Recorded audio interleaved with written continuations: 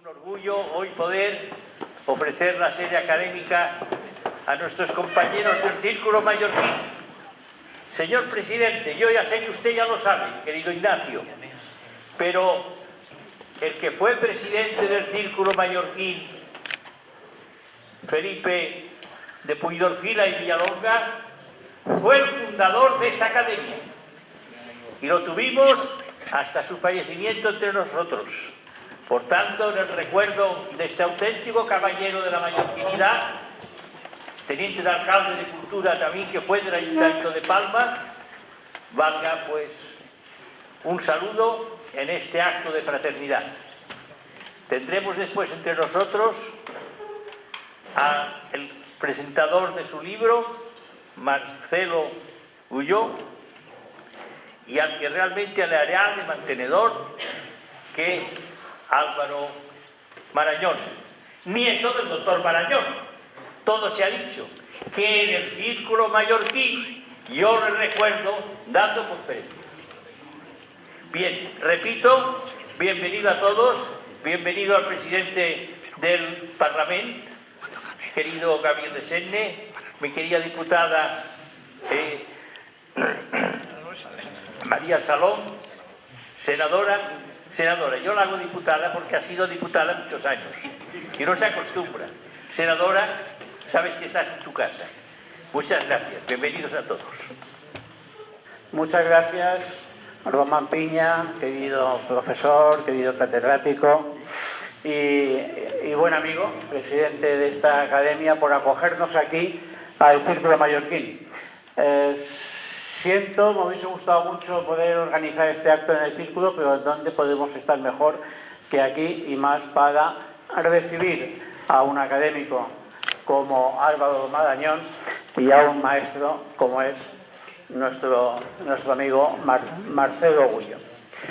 Yo no voy a decir más, que lo único que sí quiero que sepáis, que como siempre acostumbramos en el Círculo Mallorquín a hacer un aperitivo, el aperitivo no podrá ser aquí y la firma de los libros también se hará después en el Círculo Mallorquín. Cuando se acabe la conferencia, nos trasladaremos, todos los que queráis, al Círculo Mallorquín, donde, como siempre, estáis invitados a un vino y a un aperitivo.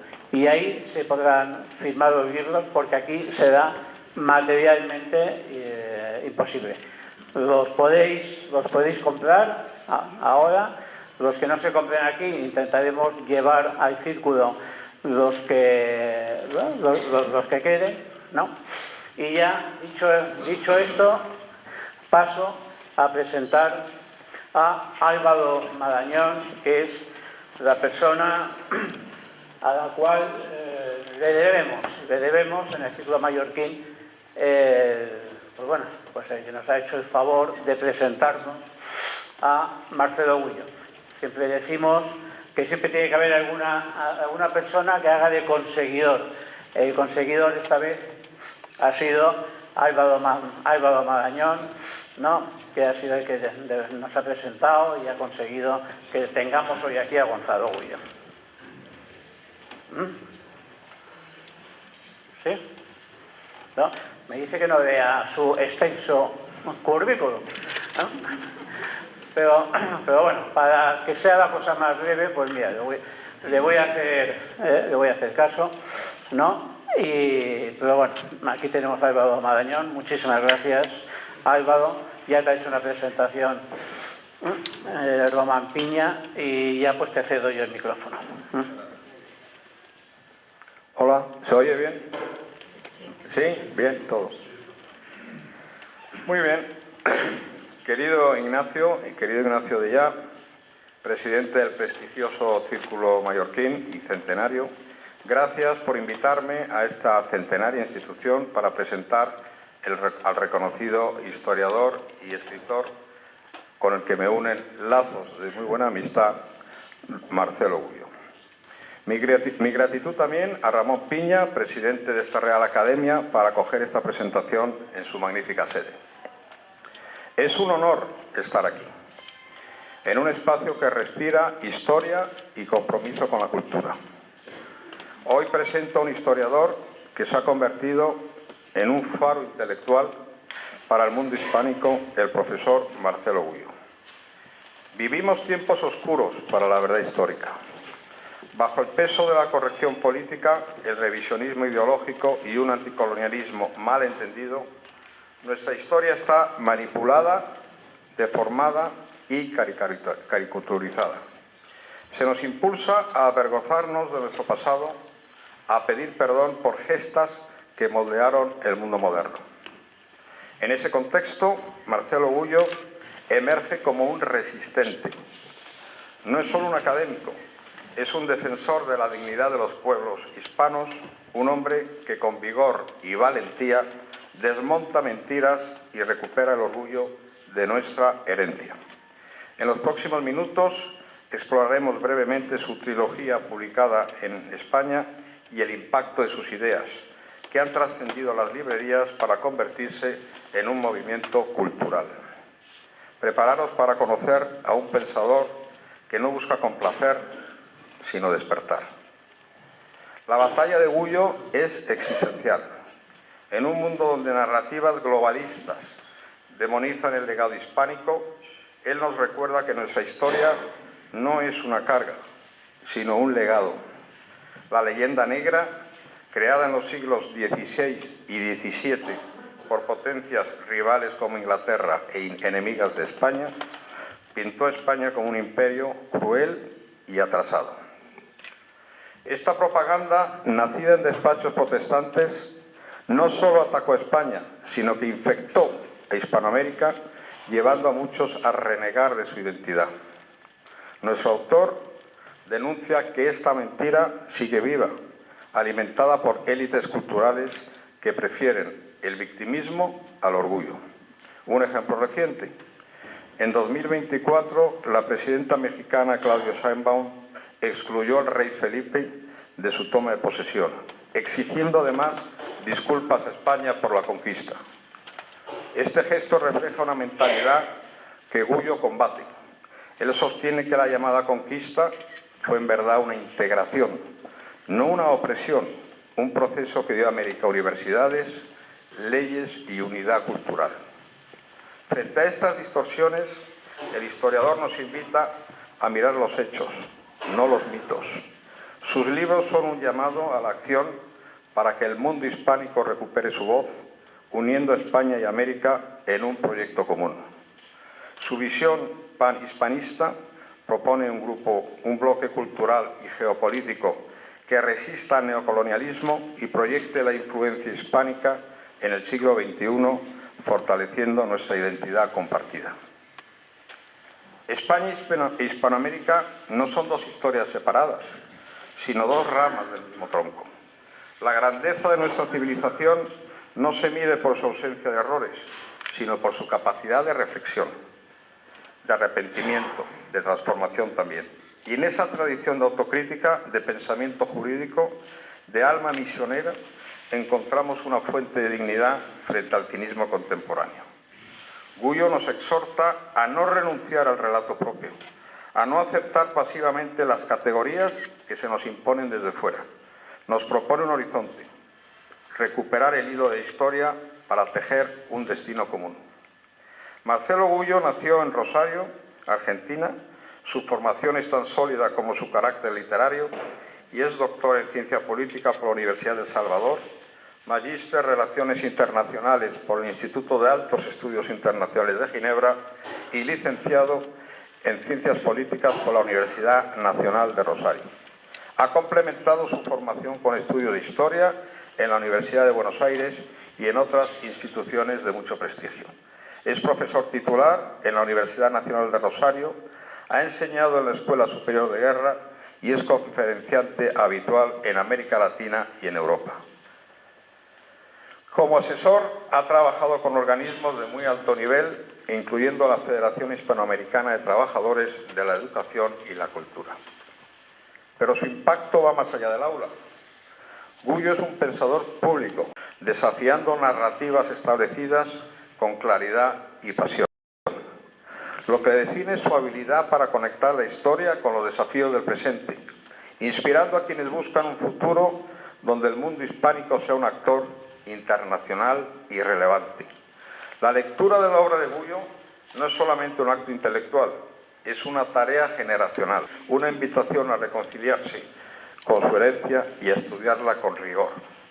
Frente al adoctrinamiento que reduce a la historia a una narrativa de opresores y víctimas, su obra propone una pedagogía de la verdad, porque una juventud sin raíces es fácilmente manipulable y un pueblo que no conoce su historia está condenado a repetir el relato de sus adversarios.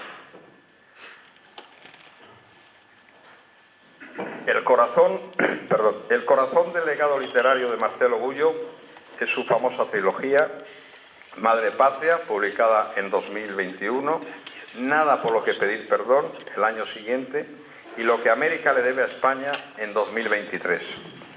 Publicadas por Espasa, estas obras son un torpedo contra la leyenda negra. En Madre Patria, el autor demuestra que la narrativa antiespañola fue una estrategia geopolítica para deslegitimar a España. Cita documentos, crónicas y bulas papales para demostrar que España llevó a América a un proyecto civilizatorio único.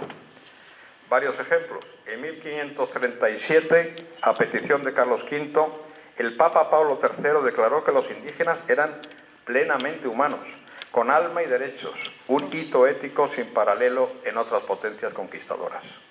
En 1542, las leyes nuevas protegieron a los indígenas de abusos y en 1550 el debate de Valladolid cuestionó la propia conquista, algo impensable en Inglaterra, en Francia o en los Países Bajos.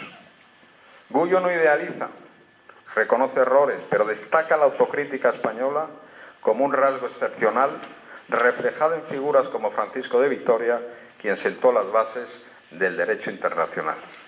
En Nada por lo que pedir perdón, su segunda obra, reivindica el legado español con fuerza. España fundó más de 30 universidades en América antes de que existiera Harvard, construyó ciudades, promovió el mestizaje y preservó lenguas indígenas. Hoy, el 90% de las lenguas originarias vivas en América están en países hispánicos, no anglosajones. Gullo cita a Bartolomé de las Casas, Antonio de Montesinos, de Solórzano Pereira, para mostrar que España debatió éticamente su empresa, algo que no hicieron Inglaterra en la India, ni Bélgica en el Congo, ni tampoco Francia en Argelia. Este libro es un manifiesto. No hay culpa en nuestra historia, sino orgullo por una civilización que transformó el mundo. Finalmente, en Lo que América le debe a España, el tercero de la exitosa trilogía invierte el discurso victimista. Gullo argumenta que América no fue una colonia explotada al estilo británico, sino parte de un proyecto común. Sin España, América podría haber sido un mosaico de colonias, fragmentadas como África. La unidad lingüística, el marco jurídico y el sentido espiritual que España dejó son un regalo histórico. El profesor se apoya en crónicas, en leyes y testimonios, escritos con una claridad que invita a la reflexión. Sus libros son accesibles, rigurosos y transformadores, llevando el debate histórico a la sociedad y despertando un interés que trasciende fronteras. La obra de Marcelo Gullo, en efecto, ha trascendido las librerías para convertirse en un fenómeno cultural y político. En la mañana del 12 de octubre del año pasado, Día de la Hispanidad, durante varias horas circuló masivamente en las redes sociales un vídeo falso de 13 segundos, mostrando un impactante y enorme cartel colgado en la fachada principal del Palacio Real de Madrid, con la frase, en negrita grande, nada por lo que pedir perdón, en grandes letras negras y acompañada de 3 galeones sobre el mar y la cruz de Borgoña. Aunque era un hábil montaje digital, como ya sabemos todos, su enorme difusión mostró el eco de las ideas del historiador.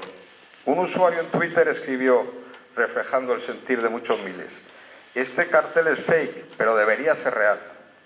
Nunca se conoció al autor del vídeo.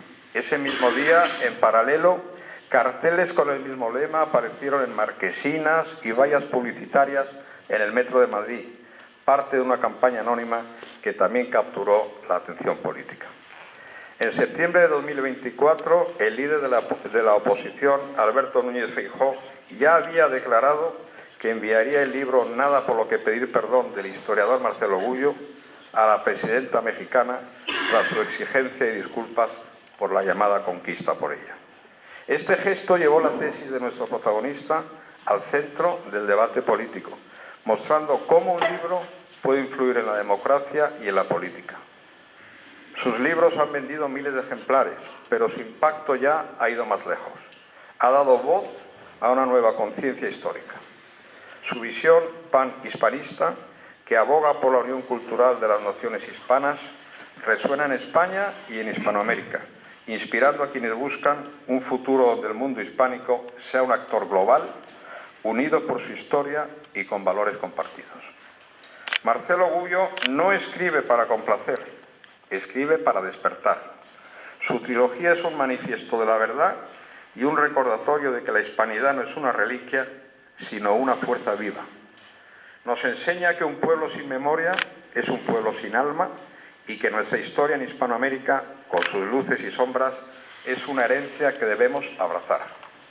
Querido Marcelo, gracias por tu rigor, tu valentía y tu voz inquebrantable.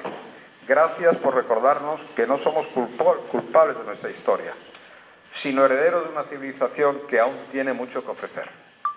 Aquella gloriosa gesta del siglo XV, impulsada por una reina excepcional, visionaria y anticipadora de su tiempo, y culminada por un gran navegante tenaz y valiente, dio origen a lo que define su habilidad para conectar la historia con los desafíos del presente, inspirando a quienes buscan un futuro donde el mundo hispánico sea un actor internacional y relevante. La lectura de la obra de Gullo no es solamente un acto intelectual, es una tarea generacional. En sus páginas hay una llamada a los jóvenes del mundo hispánico, una invitación a reconciliarse con su herencia y a estudiarla con rigor. Frente al adoctrinamiento que reduce a la historia a una narrativa de opresores y víctimas, su obra propone una pedagogía de la verdad. Porque una juventud sin raíces es fácilmente manipulable y un pueblo que no conoce su historia está condenado a repetir el relato de sus adversarios.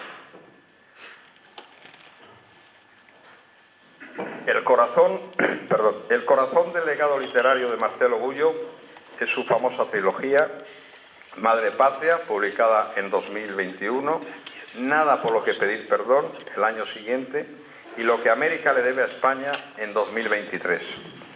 Publicadas por Espasa, estas obras son un torpedo contra la leyenda negra. En Madre Patria, el autor demuestra que la narrativa antiespañola fue una estrategia geopolítica para deslegitimar a España. Cita documentos, crónicas y bulas papales para demostrar que España llevó a América a un proyecto civilizatorio único. Varios ejemplos. En 1537, a petición de Carlos V, el Papa Pablo III declaró que los indígenas eran plenamente humanos, con alma y derechos, un hito ético sin paralelo en otras potencias conquistadoras. En 1542, las leyes nuevas protegieron a los indígenas de abusos y en 1550 el debate de Valladolid cuestionó la propia conquista, algo impensable en Inglaterra, en Francia o en los Países Bajos. Gullo no idealiza, reconoce errores, pero destaca la autocrítica española como un rasgo excepcional reflejado en figuras como Francisco de Vitoria, quien sentó las bases del derecho internacional. En Nada por lo que pedir perdón, su segunda obra, reivindica el legado español con fuerza. España fundó más de 30 universidades en América antes de que existiera Harvard, construyó ciudades, promovió el mestizaje y preservó lenguas indígenas. Hoy, el 90% de las lenguas originarias vivas en América están en países hispánicos, no anglosajones. Gullo cita a Bartolomé de las Casas, Antonio de Montesinos, Juan de Solorzano Pereira, para mostrar que España debatió éticamente su empresa, algo que no hicieron Inglaterra en la India, ni Bélgica en el Congo, ni tampoco Francia en Argelia. Este libro es un manifiesto. No hay culpa en nuestra historia, sino orgullo por una civilización que transformó el mundo. Finalmente, en lo que América le debe a España, el tercero de la exitosa trilogía invierte el discurso victimista. Gullo argumenta que América no fue una colonia explotada al estilo británico, sino parte de un proyecto común. Sin España, América podría haber sido un mosaico de colonias, fragmentadas como África. La unidad lingüística, el marco jurídico y el sentido espiritual que España dejó son un regalo histórico. El profesor se apoya en crónicas, en leyes y testimonios, escritos con una claridad que invita a la reflexión.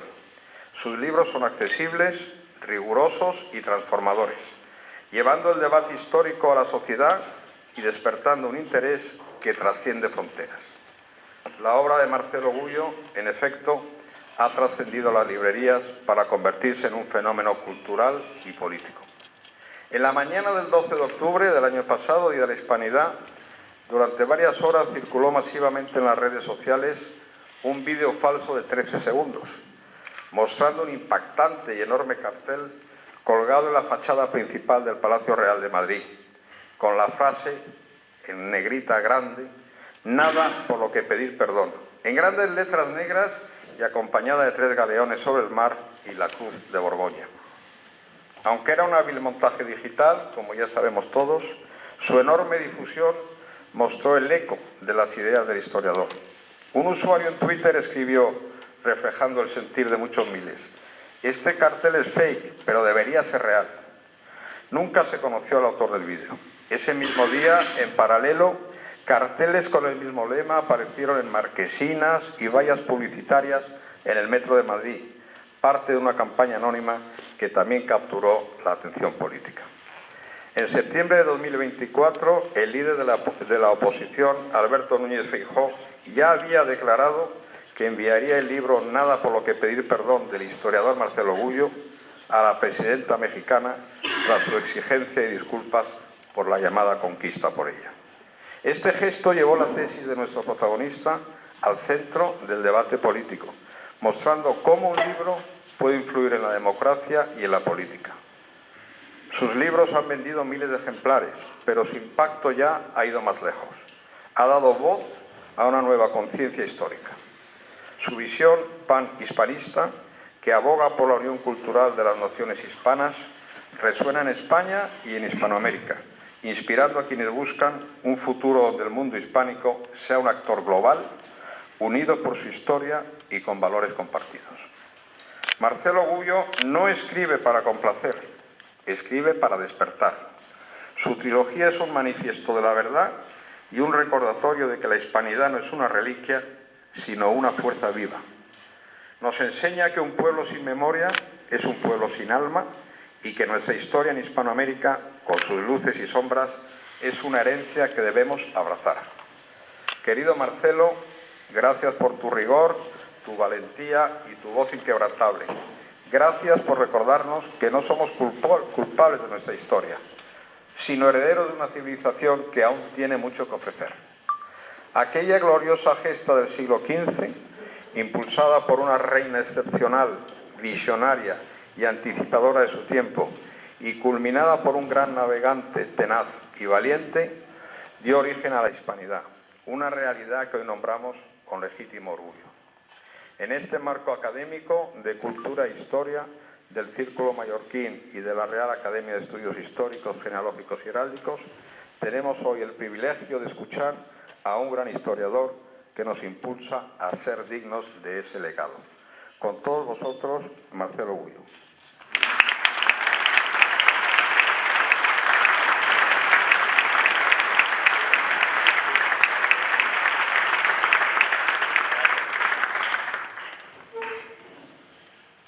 Primero, mi profundo agradecimiento a las autoridades de la Real Academia, a las autoridades del Círculo, a las autoridades políticas aquí presentes, pero mi profundo agradecimiento a mi amigo Álvaro Marañón y a mi nuevo amigo Nacho, que tuve la gracia de conocer el día de ayer. como a su esposa aquí presente. Yo no tengo más que palabras de agradecimiento, no solo a las instituciones sin las personas no son nada. Entonces, mi agradecimiento a las instituciones y a las personas que aquí la representen y a las autoridades, algunas de las cuales ella ha tenido también el grato gusto y honor de conocer. Álvaro hizo una introducción fantástica mencionando mis 3 libros, Madre Patria, Nada por lo que pedir perdón y Lo que América le debe a España. El primer libro, Madre Patria, está publicado en el año 21. Y ustedes se preguntarán, y yo les voy a contar algo que no está en el libro, porque si digo todo lo que está en el libro, ¿para qué vienen a escucharme? No se quedan en la casa, ¿no? Y compran el libro, que también hay que comprarlo. ¿Por qué escribí este libro? ¿Por qué escribí el primer libro de la trilogía Madre Patria? Puedo dar muchas razones, muchísimas razones de carácter académico, de carácter histórico, pero hay una razón fundamental. Esa razón fundamental es porque me duele España, ¿verdad? Me duele España. Me duele que se mancille a España, me duele la situación en la cual España se encontraba y se encuentra. Y España está en una situación muy grave, no solo desde el punto de vista político. La mala política tiene siempre su origen en la falsa historia. Siempre la mala política tiene su origen en la falsa historia. Y yo soy un hijo de España. Soy un hijo de España porque pienso en español, amo en español y a veces también odio en español. Pocas veces odio, pero a veces también. Hay una anécdota, no es comprobable que sea real, como todas las cosas que pertenecen a la tradición oral. Cuando España estaba en una situación no de peligro espiritual, sino material, porque sufría un bloqueo que iba a condenar al pueblo español al morir de hambre, y hoy podríamos ver, si se hubiese cumplido ese bloqueo a rajatabla, fotos como vemos de la antigua Biafra en el África, con gente muriendo de hambre por las calles. El gobierno argentino, en ese momento encabezado por Juan Perón, se reunió y se discutió en el gabinete qué había que hacer. Entonces Perón era de la idea de que había que mandar urgentemente provisiones, trigo y carne a España. Uno de los ministros, el ministro de Economía, no se llamaba así, se llamaba ministro de Hacienda en esa época, dijo: presidente, ¿y esta gente con qué lo va a pagar si no tiene con qué pagarle? Entonces, ¿por qué se lo vamos a mandar? Y el presidente de Argentina, Juan Domingo Perón, lo miró fijo y le dijo: ¿por qué un hijo nunca abandona a su madre? Un hijo nunca abandona a su madre. Fin de la discusión en ese gabinete. Y entonces, cuando yo vi que España estaba siendo mancillada, que estaba siendo pisoteada históricamente, que se estaba construyendo desde hacía años, pero que ahora era un huracán de falsa historia que estaba provocando una falsa política, dije: un hijo nunca deja sola a su madre, un hijo nunca debe abandonar a su madre. Y ese es el origen profundo, en realidad, más allá de la cuestión académica, de la cuestión intelectual, del por qué comencé mi trilogía con Madre Patria. Pero claro, esto cualquiera podría decir: mire, está muy bonito lo que usted dice, usted es un sentimentalista. Sí lo soy, ¿está? También soy un realista y un hombre frío. Pero esto que usted dice es una cuestión sentimental. Nada quita que lo que se dice de España, que fue a América a robar, y para robar mató, asesinó y oprimió, sea cierto.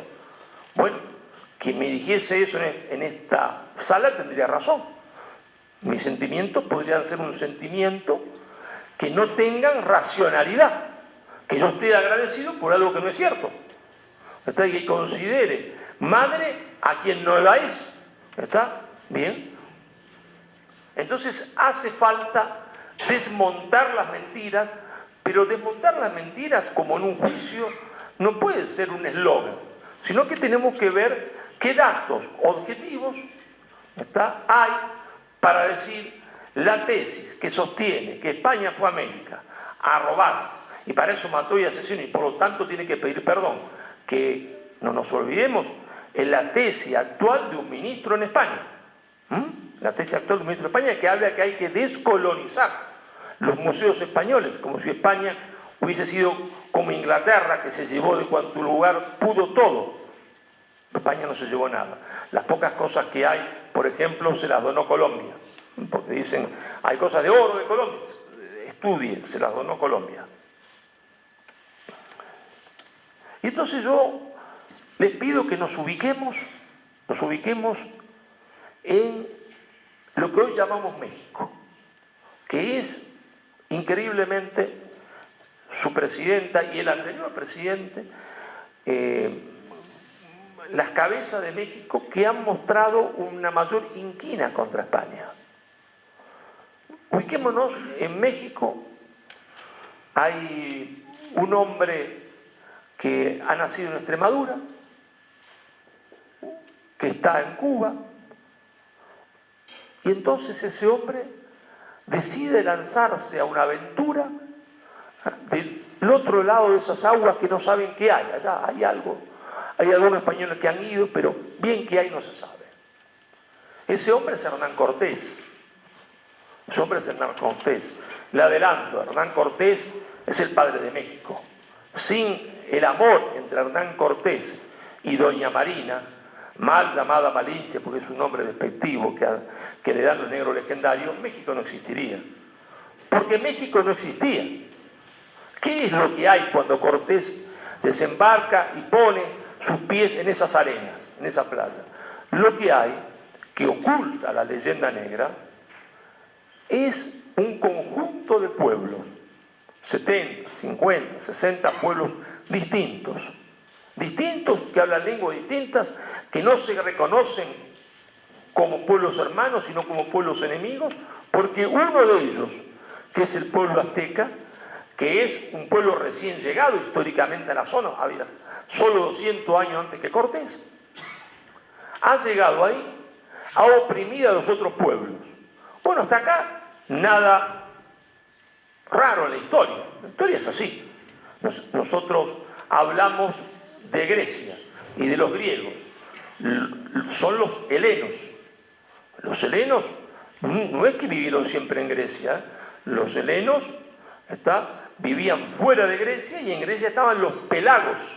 Y los helenos invadieron la península que hoy llamamos península helénica.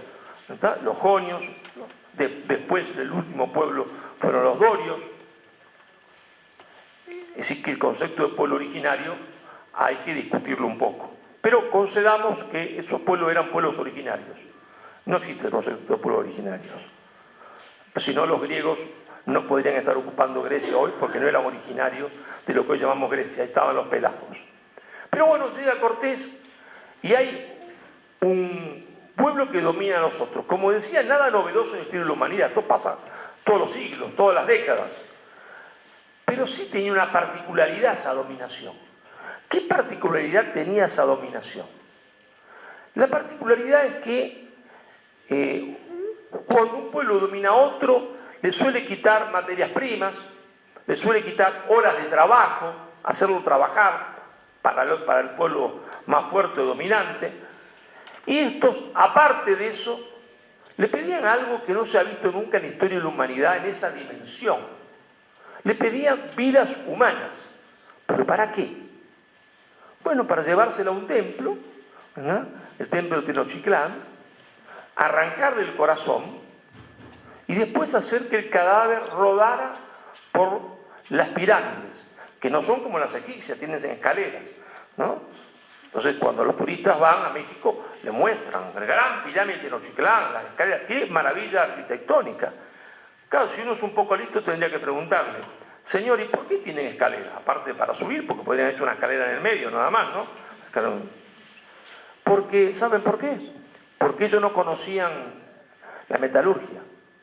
y querían que cuando la persona se le hubiese arrancado el corazón y todavía estaba viva, la tiraban para que rodara, entonces los huesos se iban partiendo, porque después lo iban a partir como si fuesen pollos, cerdos, y se los comían. Se los comían. Prescott, que es un historiador pro-azteca, dice: los aztecas pedían a los pueblos que dominaban, Prescott, que es pro-azteca, 20.000 personas por año.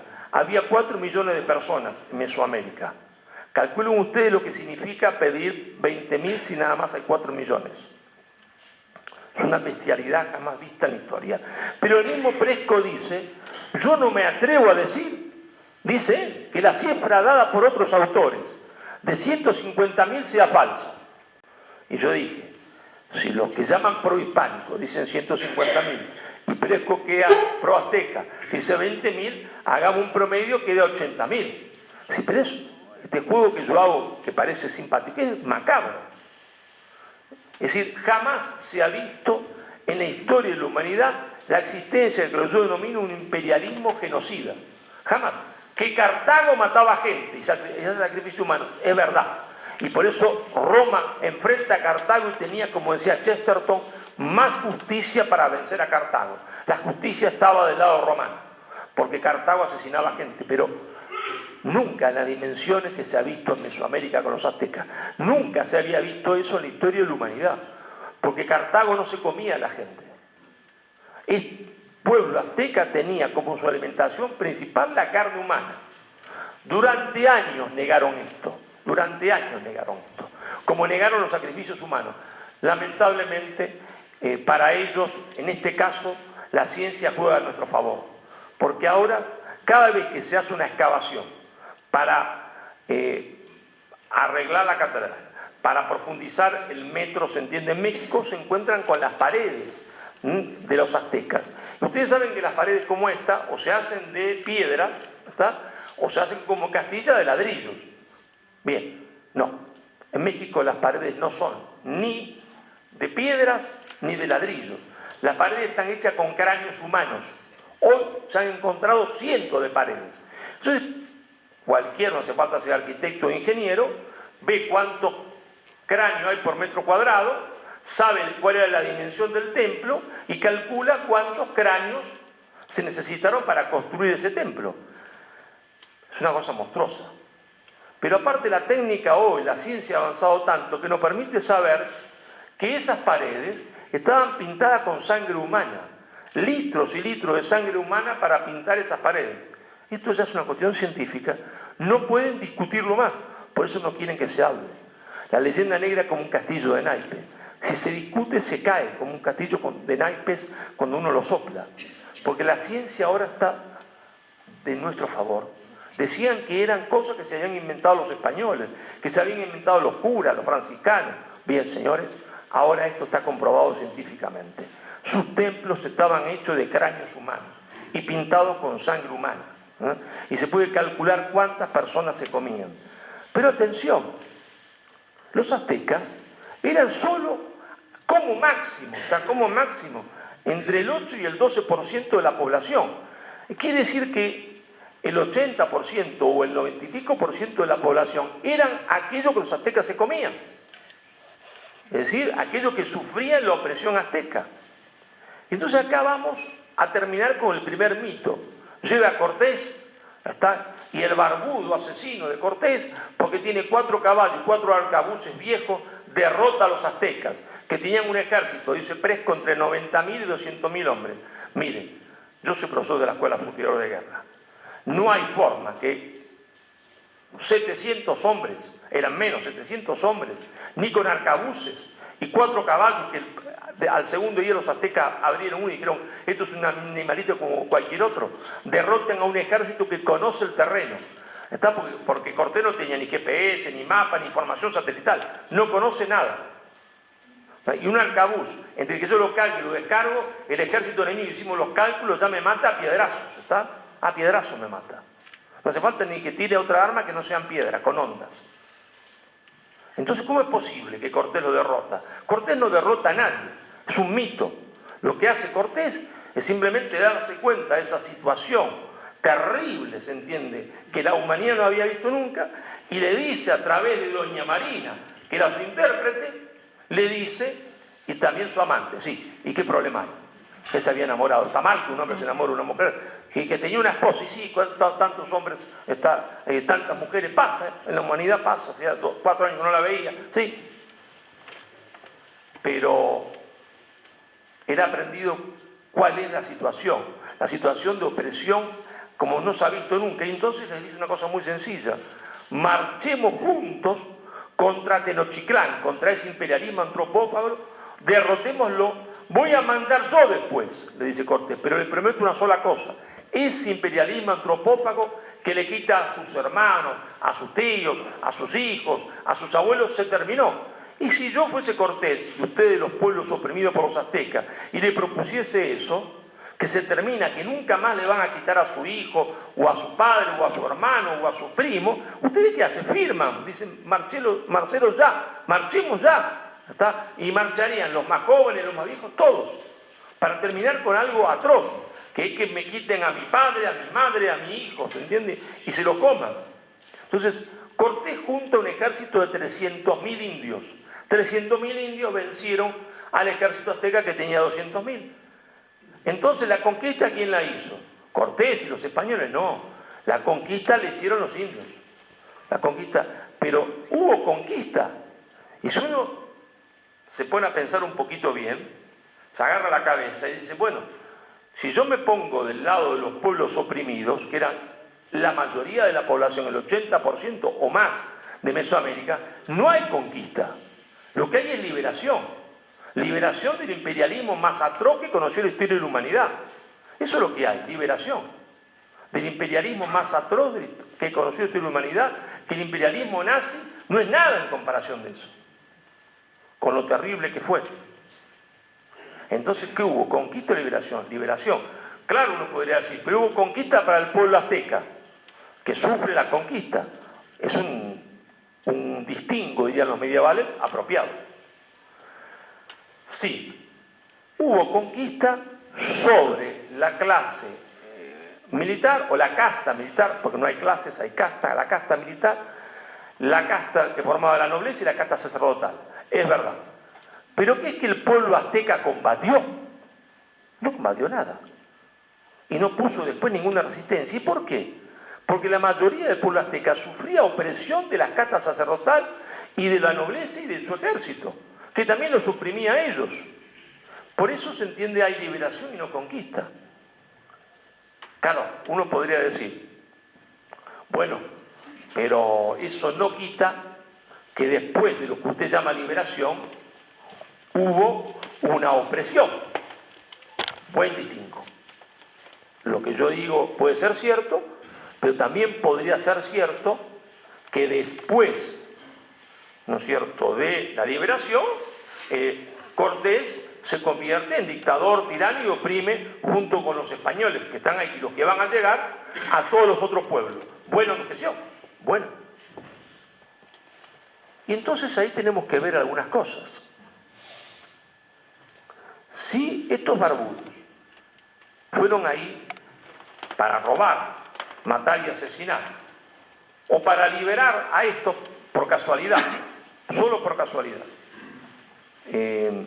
y después solo le interesaba el oro, oprimir y poder llevarse las riquezas, hay que hacerse algunas preguntas. Entonces, ¿por qué sembraron? ¿Por qué sembraron desde un comienzo México de hospitales? El primer hospital de México lo crea Hernán Cortés, el primer hospital de México. Fue tan malo el hospital, tan mal construido, el hospital es tan mal construido que todavía están bien. Hay algunos políticos acá, y yo no sé si podría desafiar que cualquier obra inicial en estos momentos, entre 500 años, va a estar en pie. Resulta que el hospital que construye Cortés está en pie y sigue funcionando como hospital. Y en el año 1975 se hizo en México la primera operación de corazón abierto en ese hospital, obviamente modernizado, pero la estructura es la misma. Pero se siembra en México los hospitales. Pero se puede saber para quién eran los hospitales, si prácticamente españoles no había. Pues eran para los indios. el hospital eran gratuitos.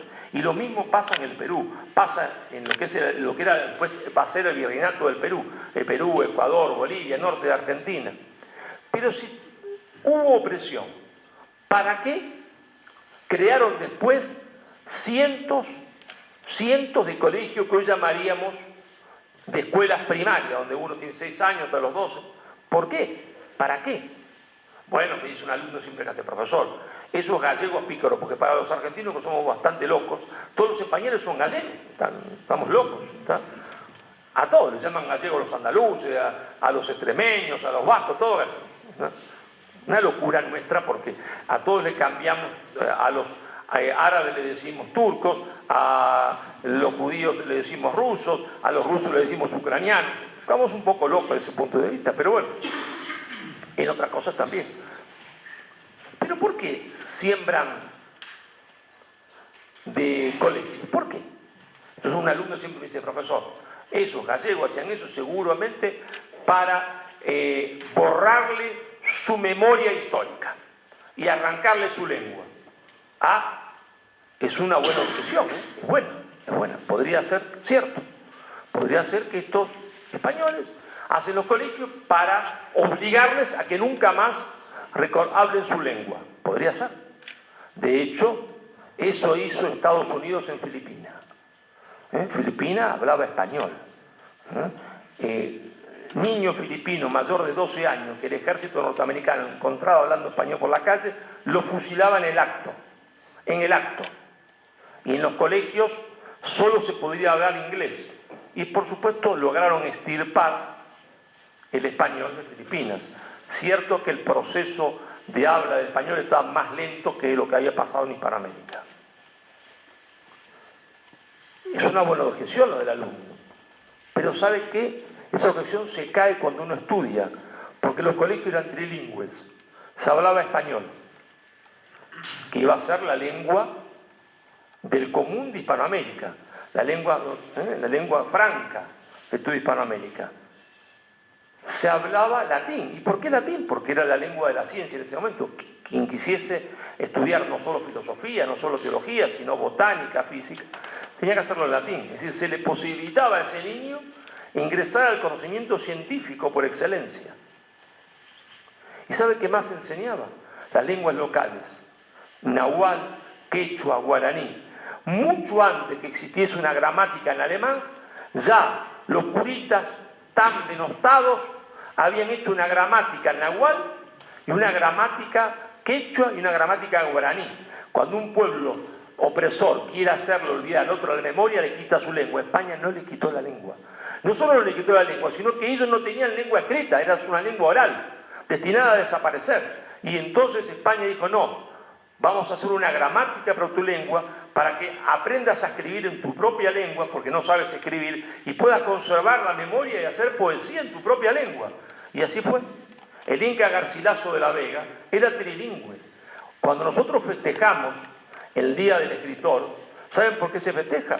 Por 3 grandes hombres de la pluma universal. Shakespeare, no hace falta decir quién es Shakespeare, ¿no? Cervantes, no hace falta que indiquemos quién es Cervantes. Y el tercer hombre por el cual se festeja es un hispanoamericano, el primer, diríamos, peruano, el primer español en América, en el Perú. El Inca Garcilaso de la Vega, de mamá quechua, princesa quechua y soldado español, Garcilaso. Era perfectamente trilingüe. Hablaba y escribía latín, español y quechua. Y se defendía no bien, era erudito en las 3 lenguas. Y algo sabía lo que llamaban toscano, porque traducía algunas cositas del toscano, hoy llamamos italiano, al español. Es decir, ¿dónde había aprendido todo eso? En el Perú. Es decir, esas personas recibían la mejor educación posible de la época. Yo desafío a cualquiera acá que han enviado para que su hijo sea bilingüe a un colegio bilingüe a su hijo, a ver que me diga cuánto cuesta eso por mes. Y no hay ninguno que sea trilingüe. En todo el Perú, en toda España, en todo el Perú, en toda Argentina, casi no hay un colegio donde una persona salga trilingüe. Que yo conozca no existe. Y eso era gratuito. Entonces España no quería eliminar la cultura del otro. Quería que se conservase la cultura del otro. Pero si estaban esos ahí oprimiendo, como dice la leyenda negra. ¿Por qué también se le ocurre crear universidades? 33 universidades crea España, 33 universidades. Siempre yo cuento lo que me pasa en clase cuando cuento también más cosas. Dice, profesor, otra vez le explicamos, profesor, usted no entiende nada. Estos gallegos creaban las universidades para hacer personas sumisas, para tener empleados administrativos sumisos. No es una mala respuesta, no. Entonces tenemos que ver qué se estudiaba en esas universidades. Bueno, no que se estudiaba de materia fáctica, claro, se estudiaba medicina, se estudiaba lo que llamamos abogacía, teología, filosofía, no, que se estudiaba en materia de teoría política, porque ahí vamos a encontrar la clave de todo. Entonces ahí, si encontramos esa clave, la leyenda negra se cae como un castillo de naipes. ¿Qué se estudiaba en materia de teoría política? Se estudiaba en materia de teoría política lo que se conoce como la Escuela Teológica Española, del padre Di Tonio, del padre Suárez de Granada y del jesuita Mariana. Suárez se quejaba porque sus mejores discípulos se iban todo a América, sus mejores discípulos, lo que él había formado, no hay nadie que lo acompañe en Granada. ¿Y qué decía esta Escuela Teológica Española, sobre todo Suárez? Decía, bueno, el poder viene de Dios. ¡Ah, qué novedad! Eso lo decía todo el mundo. Lo habían empezado a decir los franceses. ¿Pero qué decían los franceses? El poder viene de Dios, ¿ya está? Porque Dios es la fuente de todo poder y justicia. Eso decían los teólogos franceses. Pero Dios, el poder, se lo da al rey, ¡pam!, que está acá, al rey. Y como se lo da al rey, el rey no tiene que darle cuenta a nadie. Es el origen de la monarquía absoluta. El poder viene de Dios, Dios se lo da al rey, y el rey no tiene que dar cuenta a nadie, porque se lo dio Dios el poder. Por eso decía Luis XIV, l'état c'est moi, el Estado soy yo. Así que ustedes no cuentan para nada, ni me pregunten nada, ni tienen derecho a preguntarme nada, ni no a preguntar, ni a preguntarme. ¿Y qué dice la Escuela Teológica Española? A pedido del rey, que es lo más curioso de todo, porque el rey podría haberse quedado tranquilo y decir, esta teoría francesa está fenomenal. No. La monarquía española tiene una particularidad. Siempre se está preguntando por la cuestión ética. ¿Y es esto que dicen los franceses allá? ¿Es cierto? No. ¿Cómo que no? Si el poder viene de Dios siempre, ¿sí? Dios, responde la Escuela Teológica Española, responde Suárez, es la fuente de todo poder y justicia. Pero su majestad, Dios no le da el poder a usted. Dios se lo da al pueblo. Y el pueblo se lo entrega a usted. ¿Y para qué se lo entrega? Para que usted gobierne como un padre, para que usted gobierne como un padre, es decir, gobierne en aquello que Aristóteles y después Santo Tomás, que toma al gran Aristóteles, llama el bien común, para que usted gobierne para el bien común. ¿Y qué pasa si no gobierna para el bien común? Lamento decirle que el pueblo tiene derecho a la revolución, es decir, a sacarle usted a patadas por la ventana, ¿verdad? Sí. Porque usted no se comporta como un padre. Entonces se ha convertido de rey en tirano. Y Mariana, que era jesuita y un poco más extremista, Mariana dice, lamento informarle que tienen derecho también al tiranicidio, a la muerte del tirano. Y esto se enseñaba en España y en América. En todas las universidades de América se enseñaba esto, que si el rey no gobernaba en beneficio de los hispanoamericanos, es decir, del pueblo, tenían derecho a la revolución e incluso al tiranicidio. Si estuviese acá vivo Nicolás Maquiavelo, el gran padre del realismo político, el autor del Príncipe, diría, Marcelo, España devenuto pazza, España enloquecido, ¿cómo le va a enseñar a sus colonos que si el rey no cumple con el bien común lo pueden tirar por la ventana? Y don Nicolás, lo que pasa es que España no consideraba a América una colonia. Por eso podía enseñar eso, porque no consideraba que América fuese una colonia. Se enseñaba lo mismo en España que en América, porque España no consideraba que eso fuesen colonos. Eso eran súbditos del rey, de un rey que sabía que no tenía una monarquía absoluta, que tenía que trabajar para el bien común, y que si no trabajaba para el bien común, su pueblo tenía derecho a sacarlo a patadas. ¿Está? Eso se enseñaba en América. Una cosa fantástica, nunca vista, nunca vista. Esa misma España que éticamente se había preguntado algo que los ingleses jamás se preguntaron, si es que tenía derecho o no a estar en América. Y por eso Carlos V detiene la conquista, hasta que se discute a ver si llegamos a algún acuerdo. ¿Tenemos o no tenemos derecho? Es inimaginable a la reina Victoria diciendo, miren muchachos, paren, no vamos a conquistar más ni la África ni la India hasta que veamos si tenemos derecho a estar... ¿Qué hubiese dicho la reina Victoria? ¿Qué me está diciendo? ¿Usted está loco? ¿Ah? ¿Parar qué? ¿Está detener qué? Usted está enloquecido. Eso hizo Carlos. Y los reyes españoles dijeron, señores, se enseña esto en América. Y entonces, no era que fueron a robar, matar y asesinar. Ahora, cuando alguien va a un lugar y lo que le interesa es robarle al otro sus materias primas, ¿qué es lo que hace? Crea ciudades en la costa. ¿Y por qué crea ciudades en la costa? Muy sencillo. Porque yo creo ciudades en la costa, mando a alguien para que me traiga lo que quiero robar, la materia prima, a la costa lo embarco y yo vivo en la costa. Si se llegan a sublevar, me escapo rápido. ¿Está? No fundo ciudades en el interior del continente, porque no tengo forma de escaparme. Soy un ladrón, voy a ir a explotar a la gente y entonces me resguardo viviendo en la costa. Eso hicieron siempre los ingleses, los franceses. ¿Y qué hizo España? Siembra América de ciudades, o las crea o las refunda en el interior. Y uno ve, mira el mapa y ve Santa Fe de Bogotá, Trujillo, Cali, ve, se entiende, entra al Ecuador y entra, se entiende, a Quito, pasa a Cajamarca del Perú, refundada, Huancavelica, Cusco, Ayacucho, ¿está? Después lo que hoy es La Paz, Nuestra Señora de la Paz, entra a Argentina en Salta, Santiago del Estero, Córdoba. La ciudad de Córdoba está a 1000 kilómetros del Atlántico y 1000 kilómetros, se entiende, del Pacífico, pero separada por una cordillera de los Andes. ¿Dónde se iban a escapar ahí? ¿Y para qué estaban haciendo ahí? Diciendo que estaban ahí para fundirse con lo local, para hacer de ese lugar España en América.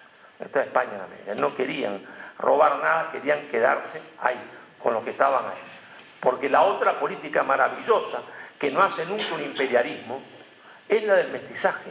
Porque Isabel ha ordenado, no, poco puede ordenar a la persona que se va a morir dentro de poco, pero ha dejado un testamento que los españoles cumplen, que es que tienen que casarse españoles con indias e indios con españolas. Es decir, no solo un mestizaje biológico, porque el mestizaje biológico es fácil, no, sino que los matrimonios tienen que existir. Es decir, no es que yo me voy a acostar con esa persona, no, usted tiene que casarse.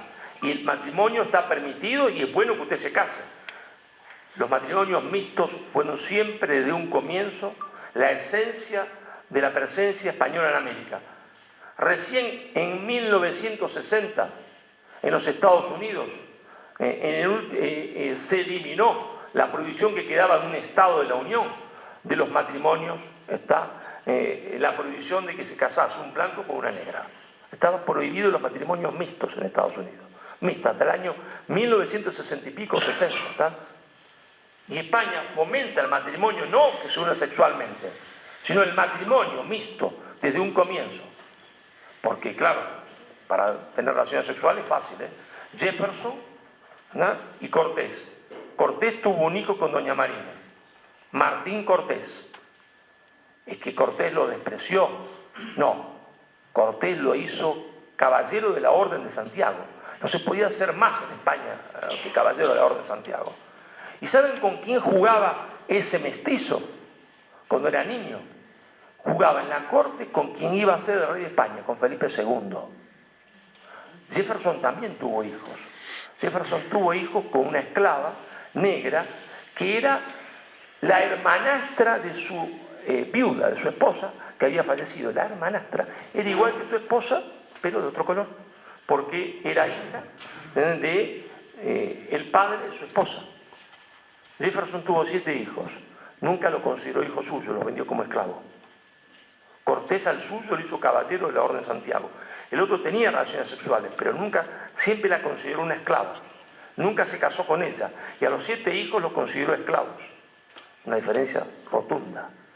Mientras que España dijo, estamos ahí, con millones de errores, con millones de personas que hacen, con millones de acciones erróneas, equivocadas, porque no estamos hablando que era un pueblo de ángeles, el pueblo de ángeles no existe, por lo tanto había personas que se comportaban pésimamente mal, que cometían miles, entiende, de barbaridades, pero no era ese el sentido, porque mientras que en el norte se dijo el mejor indio y el indio muerto, acá se dijo, señores, todos son súbditos de Castilla, que se cometieron errores, pero que hubo gente que violó mujeres, pero que hubo gente que robó, pero escúcheme, ¿qué me está diciendo? No hay gente que viola hoy en España, o que roba en España, y algunos están en el gobierno. Pero hay una ley. En el otro lugar no había ley.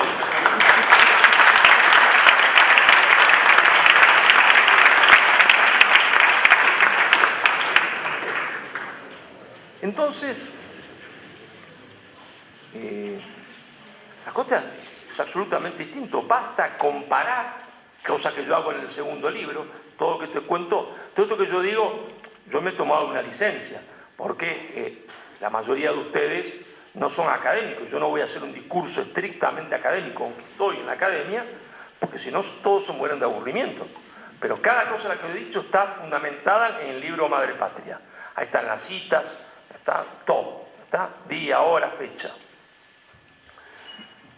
Y nada por lo que pedí perdón, lo que hago también es decir, bueno, España fue juzgada por un tribunal que condenó a España, la condenó a muerte. Pero ese tribunal tenía las manos manchadas de sangre, porque ese tribunal está formado por los ingleses, los holandeses, los franceses, los alemanes. Y los ingleses, hombres piadosos, porque eran religiosos, los puritanos, después de un día domingo, cuando terminaron el sermón, tomaron la política de que el mejor indio era el indio muerto. Y fueron la primera vez que se fijó, se escribió, cuánto se iba a pagar por cabellera. Cabellera de hombre, mujer o niño. Es decir, daban más dinero por la cabellera de un hombre, después de una mujer y después de un niño. Porque la política era exterminarlos a todos, matarlos a todos. Y de hecho, yo desafío a cualquiera, ya mismo, si quieren agarramos un escribano y firmamos la apuesta. Si pueden encontrarme, vamos a Boston o a Georgetown, si pueden encontrarme un mestizo de indio del este de Estados Unidos con un anglosajón. Del este, ninguno. Los mataron a todos. La política fue mejor indio y el indio muerto. Si encontramos un mestizo, vamos a tomar con mi amigo a una cervecita, una clara, que es un café, a Georgetown, con mi amigo Álvaro, vamos a encontrar un mestizo, sí, de los nuestros. Mezcla de español, está con un indio hispanoamericano, pero los nuestros sí que están trabajando ahí. De ellos ninguno. Pero no hay mestizos, sí, claro, indio europeo. ¿En dónde? En los estados de la Unión que habían sido parte de España. En Texas, en Arizona, en Colorado, en California. No los estados que habían sido anglosajones, No, ahí no. Ahí no hay ninguno. Pero claro,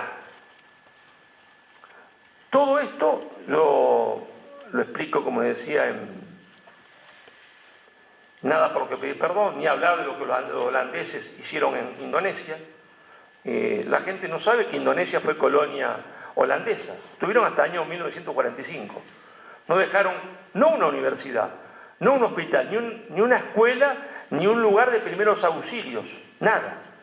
No dejaron rastro alguno, no hicieron nada por esas islas, nada, absolutamente nada.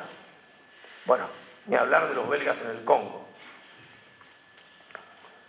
Pero bueno, alguien podría decirme, escúcheme, todos tenían las manos manchadas de sangre, los españoles también. Y la prueba está en que al final la relación entre España y América se acabó. Y fíjese cómo hay muchos hispanoamericanos que odian a España, la presidenta de México. Bueno, y ahora viene el argumento final. Siempre me acuerdo de una película cuando cuento esto, ¿no? Una película norteamericana donde en toda la película como, ¿no? Es un juicio a una persona que están acusando, no lo voy a decir de Álvaro ni de amigo, lo están acusando de haber asesinado, no sé, pero terrible asesino. Y fundamentalmente era el caso de una mujer que mi amigo Ignacio había asesinado. Y van pasando los testigos, ¿no? Cómo la asesinó, cómo la descuartizó, la torturó. Y el abogado defensor, nada, no dice nada. Uno dice, pero lo contrató el enemigo, el abogado defensor. Y el tipo que lo van a enjuiciar, el tribunal lo va a condenar, está desesperado. Y el abogado defensor tranquilo, no dice nada. Deja pasar todos los testigos, dicen barbaridades, ¿no? La agarró primero de la mano, después le quemó, se entiende, con cigarrillos la mano, la torturó, todo. El tipo mudo. Dice, bueno, chao, está comprado, se va a ver la última cena, silla eléctrica o horca, seguro. Y de repente, en la última cena, el abogado se acerca al juez, hablan como hacen las películas norteamericanas y no se escucha qué es lo que dice, se va de nuevo ahí, levanta la mano y dice, que pase el muerto. Que pase el muerto. Y la chica supuestamente que estaba muerta, que había sido torturada, asesinada, le habían arrancado los ojos, entra. El muerto estaba vivo, se acabó el juicio, claro, estaba, ¿no? Inocente. Íñigo es inocente, estaba el muerto ahí. Bueno, nosotros podemos hacer pasar al muerto. Ahora vamos a hacer pasar al muerto. Que pase el muerto. ¿Y cómo hacemos que pase el muerto? Viendo lo siguiente. Si España estuvo ahí 100 y pico de años, 200 años en algunos lugares, para robar, y para eso mató, asesinó y oprimió a los pueblos, es natural que cuando el opresor no tiene poder, su poder disminuye, ¿qué hace el oprimido? Dice, esta es la mía. Ahora que el opresor no puede hacer nada en contra mía, me sublevo en contra del opresor. ¿Es lógico o no? Claro, ¿no? Y entonces veamos qué pasó a partir de 1810. No en todos los lugares, porque no se puede hablar de independencia, sino en todo caso de las independencias. Fueron procesos distintos, México, lo que hoy es Venezuela, Colombia, Ecuador, Perú, y distinto en el Río de la Plata, que tuvo su particularidad. Los pueblos oprimidos tenían que sublevarse, ¿no? Los pueblos oprimidos son los pueblos originarios, ¿no? Lo que ellos llaman pueblos, los indios. Y resulta que vemos en Venezuela los guajiras. Resulta que los guajiras tenían que estar a favor de Bolívar, ¿no? Claro, si Bolívar es el libertador y los españoles son los opresores, los guajiras tienen que estar con Bolívar. Pues no, como dicen los mexicanos, pues no. Pues no. Los guajiras están contra Bolívar. Lucharon ferozmente contra Bolívar y solo fueron vencidos cuando desembarcó en la región de los Guajiras, que está a caballo entre Venezuela y Colombia, ahí en el lago Maracaibo, 5.000 casacas rojas, la Legión Británica. 5.000 casacas rojas. Le llamaban los indios casacas rojas por su uniforme, ¿no? Rojo. 5.000 soldados ingleses. 5.000. Para la época sería como mandar hoy a Venezuela 40.000 o 50.000 hombres. Solo fueron vencidos los guajiras cuando desembarcaron los casacas rojas. Y los más pobres, los negros, los mestizos, bueno, tenían que estar con el libertador. Lamento decir que no. Los más pobres, están los negros, los mestizos y los mulatos, estaban contra Bolívar. Contra Bolívar. Entonces un alumno siempre me dice, profesor, lo que pasa es que usted es un pícaro. A esos indios guajiras, seguro que el sol del trópico, usted vio que el sol que ahí les quemó la cabeza. Esos indios no cuentan, profesor, porque están todos mal de la cabeza. El sol los arruinó. Va, híjole, digo yo, puede ser. A ver, el sol los arruinó. Vamos un poquito más para el lado de Colombia. Y vemos que Bolívar quiere pasar a Ecuador con su ejército. Ahí hay un nudo. Las montañas forman nudos, hay que pasar por los nudos estos, entre vagos. Y ahí está Pasto, la ciudad de Pasto. ¿Y quiénes están ahí? Los indios pastusos, al mando del general Agualongo. ¿Y qué pasa? Bolívar no pasa, porque los indios pastusos están en contra. No quieren romper su vínculo con España, no. Finalmente los derrotan y le dicen a Agualongo, que era un excelente general, como hacen todos los ejércitos, una usted conmigo. Es decir, no quieren fusilarlo, porque uno tiene un buen general, lo incorpora. No es nada nuevo, ¿eh? Y se siguió haciendo. Los norteamericanos, más allá de la leyenda, a todos los nazis que trabajaban para los servicios de inteligencia, nazis, que eran asesinos, lo incorporaron a la CIA. Tampoco se dice esto, pero es verdad. Entonces, a Hualongo, Bolívar dice, venga usted conmigo, lo perdono y se hace general mío. Y a Hualongo le dice, 1 y 1000 veces volvería a luchar contra usted, 1 y 1000 veces. ¿Y qué decía la bandera de Hualongo? Es rarísima. Por Dios, la patria y el rey. Entonces me dice, profesor, eso debe ser un caso aislado. Bueno, dijo, ya le expliqué de los guajiras, los patuzos, un caso aislado. Bueno, tiene razón, vamos a buscar más ejemplos entonces. Entonces vamos al Perú y vamos a la última batalla, la batalla de Ayacucho. La batalla de Ayacucho, uno ve los manuales, agarra el manual, ¿no es cierto?, de historia, da vuelta a la página y dice, se enfrentan realistas contra independentistas. Uno dice, bueno, ¿dónde tienen que estar los pueblos originarios, los oprimidos? Del bando independentista. ¿Dónde tienen que estar los españoles? En el lado realista. Absolutamente falso. Hay españoles en los dos bandos, es curioso. En el bando realista hay españoles, claro. Y en el bando independentista también. Criollos en el bando realista y criollos en el bando independentista. Y los indios, no, en el bando independentista ni uno solo. Los indios están en el bando realista. Casi los dos ejércitos son parecidos. Entre 5.000 y 6.000 hombres tiene cada uno. 5.000 quechua hablantes forman el ejército llamado realista. 5.000 quechua hablantes. Esto es rarísimo. Entonces un alumno siempre me dice, profesor, usted sigue siendo siempre el mismo pícaro, profesor. Esos indios seguro que estaban ahí por obligación, lo que se llama técnicamente un ejército de leva.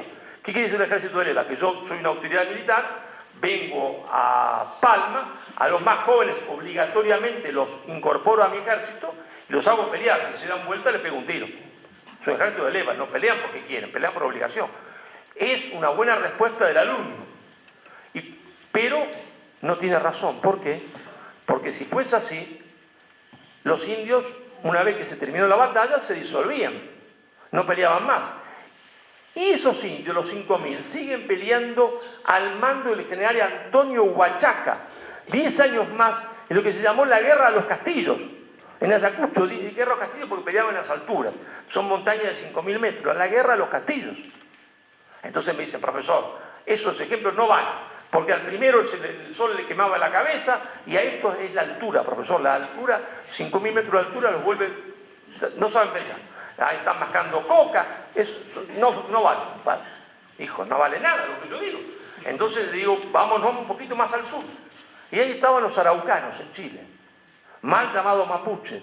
Ahí están en la costa, ahí no hace calor. El sol no le achicharra la cabeza, no hay altura. Combaten con la misma bandera de Hualongo, por Dios, la patria y el rey, hasta 1830. ¡Ah, caramba! ¡Ah, caramba! Quiere decir que los pueblos originarios estaban contra la independencia. Quiere decir que entró el muerto. Está vivo. Una sola excepción hay, que es el Río de la Plata. En el Río de la Plata, los guaraníes estaban a favor no de la ruptura con España, porque no había odio a España. Sí tenían un entripado muy grande, si es argentino, tiene algo en el intestino, una bronca muy grande con la monarquía borbónica. ¿Por qué? Porque ellos habían echado a los jesuitas. Son los jesuitas los que habían hecho cristianos a los guaraníes, los que habían formado las misiones jesuíticas, el proceso más maravilloso de la historia, ¿está? Porque habían fundado ciudades, los guaraníes tenían sus propios ejércitos, y cuando echan a los jesuitas, el ejército guaraní se disuelve y los portugueses los cazan como esclavos. Se llevaron más de 500.000 esclavos los portugueses a las minas de oro de San Pablo. Entonces los guaraníes, y en el Río de la Plata, donde se siente la expulsión de los jesuitas porque era el colchón de seguridad, lo que defendía el Río de la Plata del imperialismo portugués, y porque los jesuitas eran también la columna económica y la columna cultural, porque toda la cultura estaba en manos de los jesuitas, y cuando se van ellos no queda nadie que sepa hacer una O con una taza. Ahí sí, en el Río de la Plata, había un claro sentimiento independentista, no de España. No querían romper con España, sí con los Borbones. Sí con los Borbones, que aparte de otras cosas, como eran franceses, habían cambiado la idea de la monarquía de los Austrias, que no era absoluta, que era el poder de Dios al pueblo y el pueblo al rey. ¿No? Es la única excepción. Es decir, que el muerto está vivo. Los pueblos originarios estuvieron contra la independencia, a excepción de lo que pasa en el Río de la Plata, que no es contra España, sino contra la monarquía que es a partir del 1700, bien tardía. Esto, ¿no es cierto?, que yo demuestro en los libros, que por otra parte, les cuento otra anécdota, ¿no? Así no los aburro tanto. Yo estaba en una conferencia como esta, he dado muchas por España, y muchas en Andalucía, en Málaga, en Sevilla, y había una señora que siempre me seguía en todas las conferencias. Pero comúnmente la gente pide que yo le firme el libro, sobre todo si se van a varias conferencias. La señora nunca tenía mi libro ni me pedía nada, que firme su libro, nada. Y yo un día le dije, señora, usted nunca trae mi libro, que yo se lo firme. Me miró como diciendo, profesor, yo no leo sus libros, porque usted me explica tan claro en todas las conferencias que voy que no hace falta comprar el libro. Yo le dije, yo soy un tonto, lo explico tan bien que la gente no compra mis libros, así que ustedes compren el libro. Sobre todo los más jóvenes. ¿Por qué los más jóvenes? Porque de ellos es la pelea futura, pero también porque los más jóvenes tienen una tendencia a creer que alcanza con lo que escuchan o ven. No alcanza con escuchar YouTube. Eso está bien para entender un par de cositas. El conocimiento se profundiza, se consolida solo en la lectura seria, y hay que discutir seriamente. Lo otro está bien para informarse, tener una idea, pero hay que ir a los libros, a estudiar seriamente. Pero yo no puedo terminar esta conferencia sin decirle que estoy un poco enojado con ustedes. Estoy un poco enojado con ustedes. No con ustedes que están acá, también con ustedes que están acá, con todos los mallorquines, con todos. ¿Por qué? Bueno, yo estoy muy enojado, porque hay un gran hombre, un hombre que cuando dentro de 200 años, 300 años, se hable de Mallorca será por él, porque es el mallorquín universal, el hombre más importante en la historia de Mallorca, el hombre que incorpora a Mallorca a la historia universal, será recordada siempre la isla. Es un hombre chiquito, flaquito, débil, nacido en un pueblito que ahora todavía es pequeño, Petra, Fray Junípero Serra. Fray Junípero Serra hizo, se entiende, de todo lo que hoy llamamos California, se entiende un pueblo cristiano, los evangelizó. Hoy su memoria es mancillada, con mentiras absolutas, ¿está? Con mentiras absolutas, es mancillada de forma total. Nadie habla de Stanford, nadie habla mal de Stanford, que fue un asesino, ¿está? Porque Stanford, si hablo mal de Stanford, nunca daré clase en la universidad ni nada que se le parezca. Hablan mal de Fray Junípero Serra, que lo único que quiso fue que esas personas viviesen mejor, material y espiritualmente. Y cuando se hacía esto en California y en México, cuando se humillaba su memoria, ustedes, o la mayoría, no todos, una generalización siempre falsa, se mantuvieron en silencio. Y eso incluye a las autoridades políticas, que tendrían que haber hecho, se entiende, una carta, por lo menos una carta, al municipio de Los Ángeles, a la gobernación de California, diciendo ustedes son unos mentirosos, están mancillando de la historia, se entiende, del mejor hombre que tuvimos entre nosotros, son unos mentirosos y unos farsantes, ¿verdad? No todos, pero la mayoría mantuvo un silencio sepulcral, y eso está mal. España tiene que ponerse de pie contra la leyenda negra, saber que es la mentira histórica más grande de la historia y que la hicieron los enemigos de España contra España. Pero ustedes tienen un hombre extraordinario, aparte de los otros hombres extraordinarios de España, ustedes tienen el suyo y no pueden dejarlo indefenso. Tienen que salir, ¿no es cierto?, en su defensa, la defensa de su memoria. Yo les pido que lo hagan, que no permitan, se entiende, que se mancille, porque cuando uno permite que se mancille la historia de aquellos que forman parte de su pueblo en el pasado, porque el pasado es hoy, uno se condena. Se condena porque el origen de la mala política siempre es la falsa historia. Siempre la falsa historia.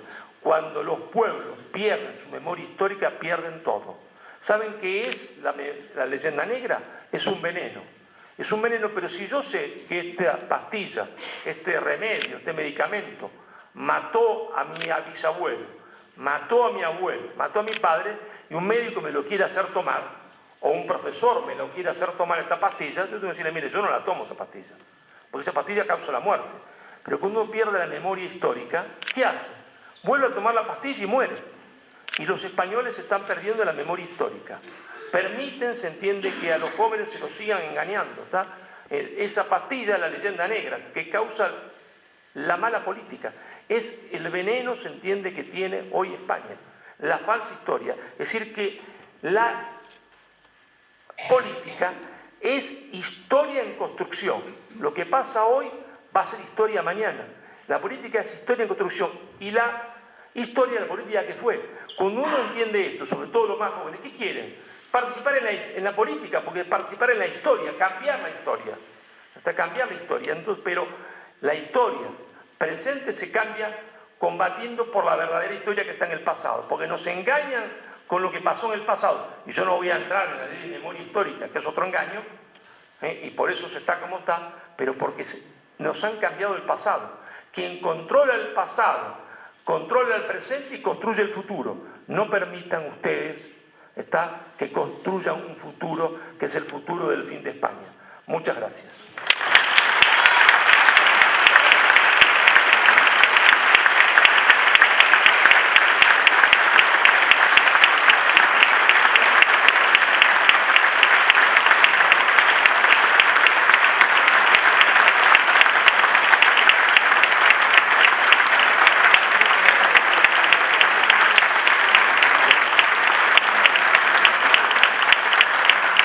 Has dado una lección extraordinaria. Cuando te pregunten dónde dijiste tú tu mayor lección, en Mallorca. Muchas gracias a todos ustedes. No podemos dar unos minutos de diálogo y de preguntas porque nos espera. Nos espera el presidente en el Círculo Mallorquín. Repito, nos damos todos la enhorabuena.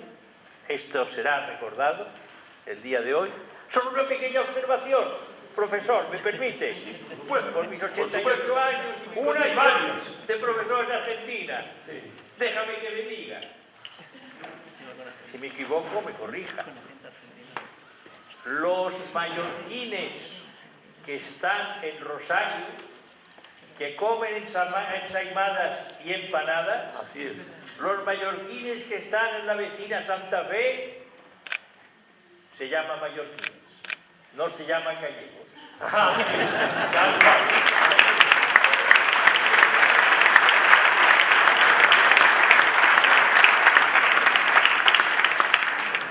Muchísimas gracias. No se olviden de comprar el libro, aunque yo no gano nada. Nosotros ya creen que porque yo gano plata con el libro. Fue el peor negocio de mi vida porque me echaron de la universidad. Y el libro se lo lleva a toda la editorial.